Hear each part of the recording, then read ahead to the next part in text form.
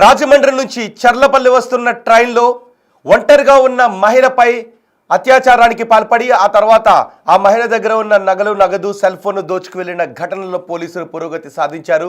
ఈ ఘటనకు పాల్పడిన వ్యక్తిని పోలీసులు అదుపులోకి తీసుకున్నారు. ఆ వ్యక్తిని అదుపులోకి తీసుకుని ప్రశ్నిస్తే గతంలో కూడా ఇలాంటి ఘటనకు పాల్పడ్డాను అని పోలీసులకు సమాచారం ఇచ్చాడు. గతంలో ట్రైన్లో ఒంటరిగా వెళుతున్న ఒక మహిళపై, కేరళకు చెందిన ఒక మహిళపై ట్రైన్లోని అత్యాచారానికి పాల్పడ్డాను అని ఆ వ్యక్తి పోలీసులకు చెప్పాడు. ప్రస్తుతం ఆ వ్యక్తి పోలీసుల అదుపులో ఉన్నాడు. ఇంకా గతంలో ఇలాంటి సంఘటనలకు ఏమన్నా పాల్పడ్డా, వీళ్ళ బ్యాచ్ ఏమన్నా తిరుగుతోందనే విషయంపై పోలీసులు ఆరా తీస్తున్నారు. నిజానికి ఘటన రాజమండ్రి నుంచి చర్లపల్లికి వస్తున్న ట్రైన్లో, అది స్పెషల్ ట్రైన్, సంత్రగచి ట్రైన్. అది మహిళా బోగిలో మహిళ ఒక్కతే ఉంది. గుంటూరు పెదకూరపాడు మధ్య ఈ వ్యక్తి, ఇప్పుడు మీరు బిగ్ టీవీ స్క్రీన్ పైన చూస్తున్న ఈ వ్యక్తి ట్రైన్లోకి ఎక్కాడు. ఆ తర్వాత నిజానికి అతను ఏం చేశాడో తెలుసా? ఆ ట్రైన్లోకి మూవ్ అవుతున్న ట్రైన్లోకి ఎక్కుతూ తను పడిపోతున్నట్టుగా నటించాడు. మళ్ళీ పాపం ఆ వ్యక్తి పడిపోతున్నాడు కాబోలు అని ఆ మహిళ సాయం చేసింది. ట్రైన్లోకి ఎక్కిన అతను 10 నిమిషాలు మౌనంగా కూర్చున్నాడు. ఆ తర్వాత కొంచెం దూరం వెళ్ళిన తర్వాత తన దగ్గర ఉన్న కత్తిని తీసుకొచ్చి ఆ మహిళను బెదిరించాడు. నేను చెప్పిన మాట వినకపోతే ఈ కత్తితో పొడిచి చంపేస్తాను అని. ఇప్పుడు చూడండి, ఇదిగో వీడే, మీరు బిగ్ టీవీ స్క్రీన్ పైన చూస్తున్న వీడే ఆ దుర్మార్గుడు. కత్తితో ఆ మహిళను బెదిరించాడు. భయపడిన ఆ మహిళ అతను చెప్పిన మాట వింది, తన దగ్గర ఉన్న నగదు ఇచ్చేసింది. అంతేకాదు కత్తి పెట్టి బెదిరించి ఆ మహిళపై అత్యాచారానికి పాల్పడ్డాడు ఈ దుర్మార్గుడు. ఆ తర్వాత కొంత దూరం వచ్చిన తర్వాత పెదకూరపాడులో ఈ వ్యక్తి ట్రైన్ నుంచి దిగిపోయాడు. ఆ మహిళ చర్లపల్లి వచ్చిన తర్వాత పాపం రాత్రంతా ఆమె బాధగానే ఉంది. ఆ ట్రైన్లో ప్రయాణం చేస్తున్నంతసేపు ఆమె బిక్కుమంటూనే ఉంది. ఆ తర్వాత చర్లపల్లి వచ్చిన తర్వాత చర్లపల్లి పోలీసులకు జరిగిన విషయాన్ని ఆ మహిళ చెప్పింది. వెంటనే అలర్ట్ అయిన రైల్వే పోలీసులు ఈ సమాచారాన్ని గుంటూరు పోలీసులకు కూడా ఇచ్చారు. వెంటనే ఆర్పిఎఫ్ రంగంలోకి దిగి విచారణ జరిపింది. సీసీ ఫుటేజ్ను సేకరించి మొత్తం విచారణ జరిపింది. అక్కడ ఈ వ్యక్తి ఆనవాళ్ళు బయటపడ్డాయి. ఈ వ్యక్తిని పట్టుకున్నారు.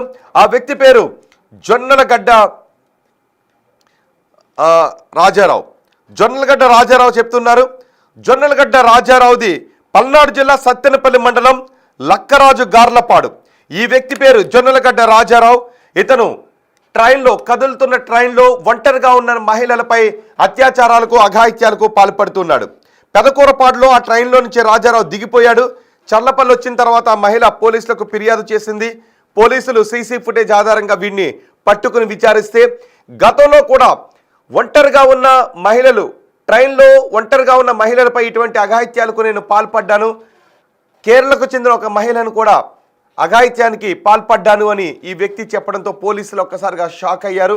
ఇంతకాలం ఈ ఘటన బయటకు రాకపోవడానికి కారణం ఏంటి అని పోలీసులే భయపడ్డారు. సహజంగా ఇలాంటి వ్యక్తులు ట్రైన్లోను, పార్కుల్లోనూ మనకి కనిపిస్తూ ఉంటుంటారు. ఒంటరి మహిళలు ట్రైన్లో వెళుతూ ఉంటే ఆ మహిళలను టార్గెట్ చేసుకుంటూ ఉంటుంటారు. నిజానికి రైల్లో ప్రయాణిస్తూ ఉన్నప్పుడు, ఇది రైల్లో ప్రయాణిస్తున్న ప్రయాణికులందరికీ కూడా బిగ్ టీవీ చేస్తున్న విజ్ఞప్తి అనుకోండి, పోలీసులు కూడా ఇదే విజ్ఞప్తి చేస్తున్నారు. రైల్లో మరీ ముఖ్యంగా మహిళలైనా కావచ్చు, పురుషులపై కూడా వీళ్ళు దాడులు చేస్తుంటుంటారు. ఏదైనా నగదు ఉంది, ఒంటిపై నగలు ఉన్నాయంటే, ఒంటరిగా ఉంటే వీళ్ళు దాడులు చేసి పట్టుకు వెళ్ళిపోయే అవకాశం ఉంటుంది. కొన్ని ట్రైన్లలో ఆర్పిఎఫ్ పోలీసులు ఉండరు.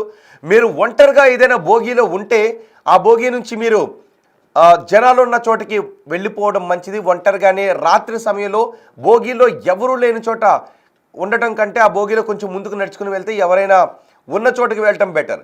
అంతకీ మీకు ఏదైనా భయం వేసింది, మీరు ఒంటరిగానే ఉన్నారు అంటే ఆ సమాచారాన్ని రైల్వే పోలీసులకు సమాచారాన్ని అందించండి. రైల్వే కస్టమర్ కేర్కి ఫోన్ చేసైనా సమాచారాన్ని అందించండి. నేను పలానా బోగీలో ఉన్నాను, ఈ బోగీలో ఎవరూ లేరు, నేను మహిళను, ఒక్కదాన్ని ఈ బోగీలో ఉన్నాను, నాకు భయంగా ఉంది అనే సమాచారాన్ని మీరు రైల్వే పోలీసులకు అందించండి. ఒక కాల్ సెంటర్ నెంబర్ ఉంటుంది, ఆ కాల్ సెంటర్ నెంబర్కి అందించండి. సో దట్ వాళ్ళు కేర్ తీసుకునే అవకాశం ఉంటుంది. రైల్లో మీరు ఒంటరిగా రాత్రిలో ప్రయాణం చేయాల్సి వస్తే ఇలాంటి అగంతకులు ఉండే అవకాశం ఉంటుంది. కాబట్టి మీ దగ్గర ఏదైనా విలువైన వస్తువులతోనో మీరు ఒంటరిగా ప్రయాణం చేస్తున్నప్పుడు మాత్రం కేర్ తీసుకోండి. మీకు ఏదైనా భయం వేస్తే కాల్ సెంటర్కి ఫోన్ చేయండి. ఈ వ్యక్తిని మాత్రం ప్రస్తుతం పోలీసులు పట్టుకున్నారు. వీడు కేవలం రైళ్లలో మాత్రమే అత్యాచారాలకు పాల్పడ్డా, వీళ్ళ బ్యాచ్ ఇంకా ఏమన్నా ఉందా, వీడు ఇంకా బయట ఎక్కడైనా పార్కుల్లో కూడా ఇలాంటి అఘాయిత్యాలకు పాల్పడ్డా అనే విషయాలపై పోలీసులు ఆరా తీస్తూ ఉన్నారు. మా ప్రతినిధి శివ ఉన్నారు పూర్తి సమాచారం అందించడానికి. శివ, వీరిని అదుపులోకి తీసుకున్న తర్వాత వీటి దగ్గర నుంచి వస్తున్న సంచలన విషయాలు ఏంటి? గతంలో కేరళకు చెందిన ఒక మహిళపై నడుస్తున్న రైల్లో ఇలాగే అత్యాచారానికి పాల్పడ్డాను అని చెప్పాడు. ఇప్పుడు రాజమండ్రి నుంచి చర్లపల్లికి వస్తున్న రైల్లో ఒంటరిగా ఉన్న మహిళపై కూడా అత్యాచారానికి పాల్పడ్డాడని తెలుస్తోంది.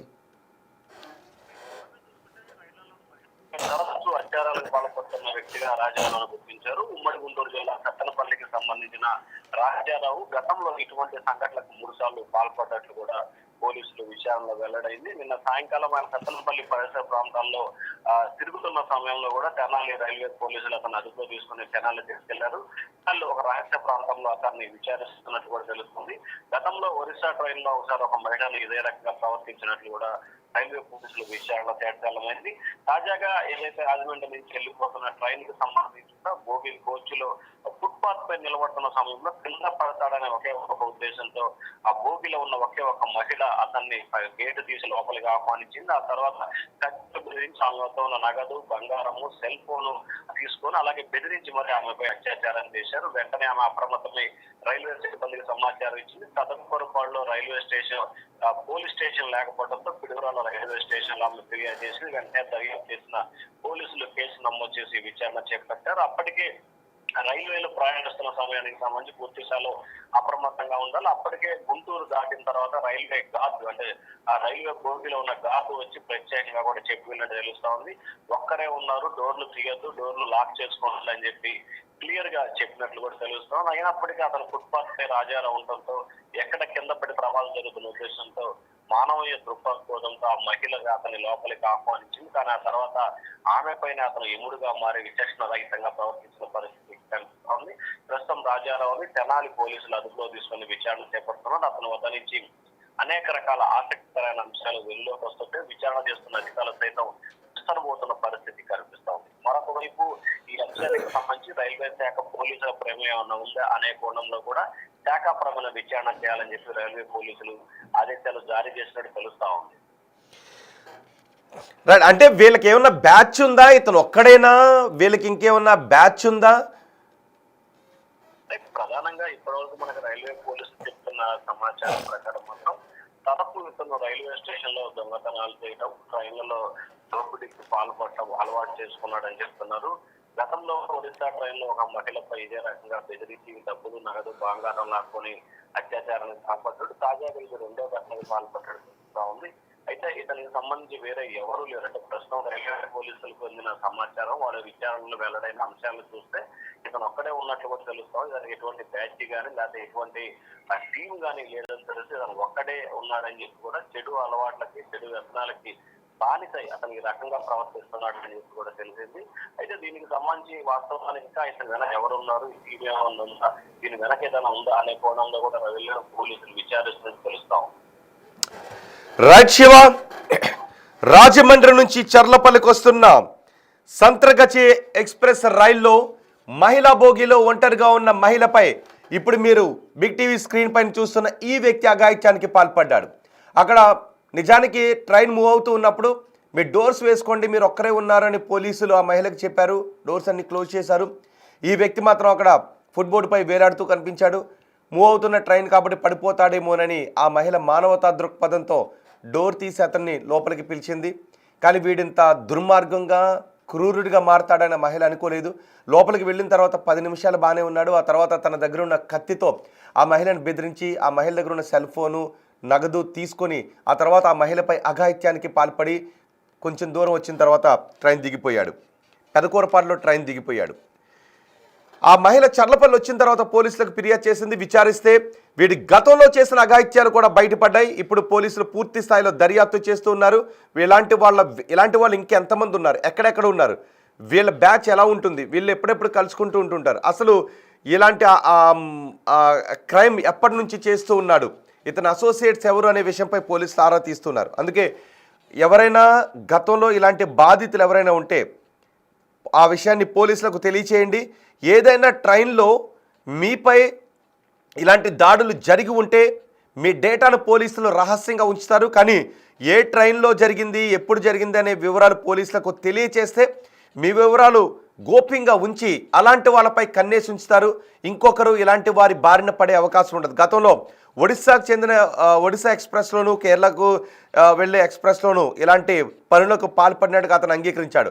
అప్పుడే ఆ మహిళ ఫిర్యాదు చేసి ఉన్నట్లయితే ఇప్పుడు మరో మహిళ ఇలా బలై ఉండుండేది కాదు. వీడి ఆట అప్పుడే కట్టించి ఉండుండేవారు పోలీసులు. కాబట్టి రైళ్లలో కానీ ఇంకెక్కడైనా కానీ పార్కుల్లో కానీ మీపై ఇలాంటి అఘాయిత్యాలకు ఎవరైనా పాల్పడితే మీ డేటా బయటకు రాదు. మీ డేటా చాలా రహస్యంగానే ఉంచబడుతుంది. కానీ పోలీసులకు మాత్రం ఆ సమాచారాన్ని తెలియచేయండి. అందులోనూ మీరు ఒంటరిగా రైళ్లలో వెళుతూ ఉన్నప్పుడు మీకు భయం అనిపిస్తే రైల్వే కాల్ సెంటర్కి ఫోన్ చేసి చెప్పండి, నేను ఒంటరిగా ఉన్నాను, కొంచెం భయంగా ఉంది అనే విషయాన్ని కాల్ సెంటర్కి ఫోన్ చేసి చెప్పండి. సో దట్ వాళ్ళు తగిన కేర్ తీసుకునే అవకాశం ఉంటుంది. ఆ ట్రైన్లో ఉన్న ఆర్పిఎఫ్ సిబ్బంది ఎవరైనా కూడా మీరున్న బోగిలోకి వచ్చి మీకు రక్షణ కల్పించే అవకాశం ఉంటుంది, మీకు ధైర్యంగా ఉండే అవకాశం ఉంటుంది. కాబట్టి ఒంటరిగా వెళ్తున్నప్పుడు రాత్రి సమయాల్లో మీకు భయం అనిపిస్తే ఖచ్చితంగా కాల్ సెంటర్కి మాత్రం ఫోన్ చేసి చెప్పండి. సో ఇప్పుడు ఈ వ్యక్తిని పోలీసులు విచారిస్తున్నారు కాబట్టి ఈ వ్యక్తి దగ్గర నుంచి ఇంకా ఎటువంటి సంచలన విషయాలు బయటకు వస్తాయో చూద్దాం.